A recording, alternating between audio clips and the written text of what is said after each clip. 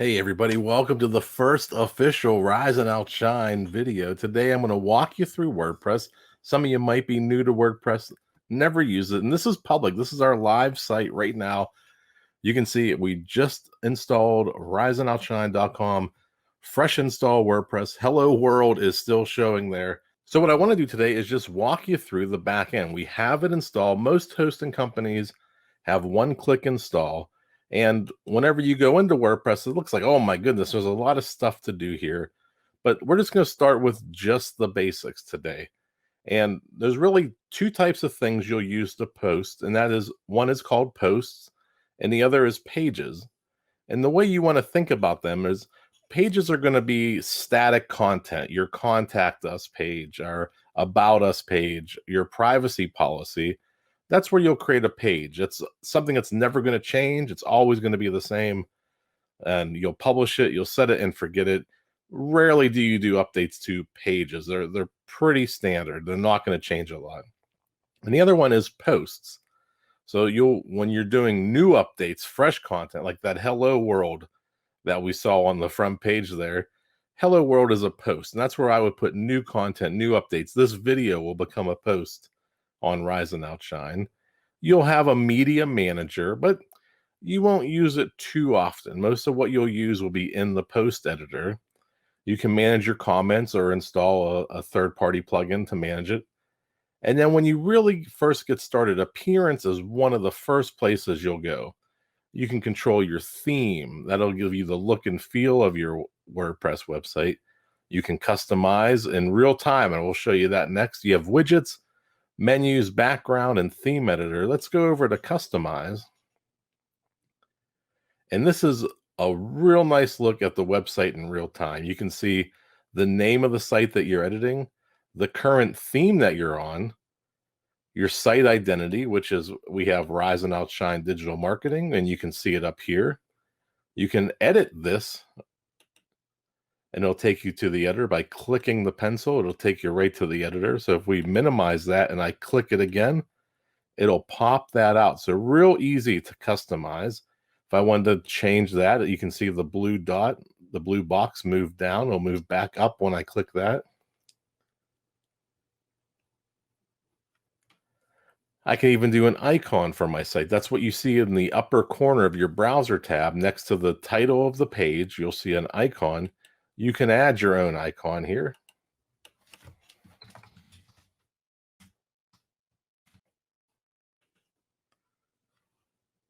There you go. I've changed mine there. I did a quick upload. I'm going to publish those changes.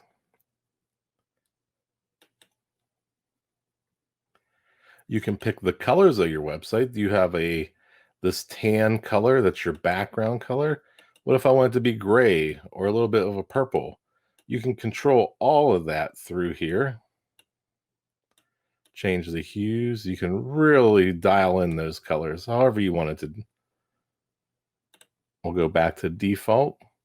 And again, if you mess up, you just hit default. And our header color, that'll be the top color here. So you can see purple, and then our background, we can make a gray. And most of what else you'll use, you're not going to get into it too much. You're not really going to have too many items. We'll get into menus in another video. Menus, widgets, and homepage settings we'll take care of in another video. And you click this little X to get back out of here, and you go back to the main editor. You have plugins where you're able to see what you've installed, what needs updated. You'll have to go through some updates. Some of them you can configure to automatically update. Some you'll have to update on a regular basis. The users who have access, the different tools, and your settings, your general.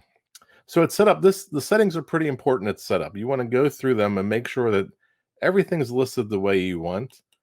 When you get down to permalinks, this is where you want to make a decision. Are you going to have a lot of categories? Because if you are, then you may want to do a custom structure where it'll be your URL.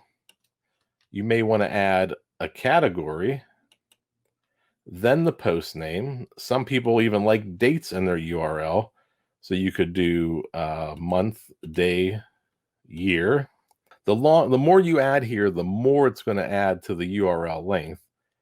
Typically, category and post name will be plenty to keep it under maybe 60 to 70 characters. But what's most important is once you set it, this is it. Don't change it after this point. There's a whole slew of problems it'll create because it'll break every URL in your website. Do not change it once you've set it. I hope this is helpful for you. This is just a quick run through of the WordPress dashboard just to see what's out there, what you can do. And we'll see you on the next video.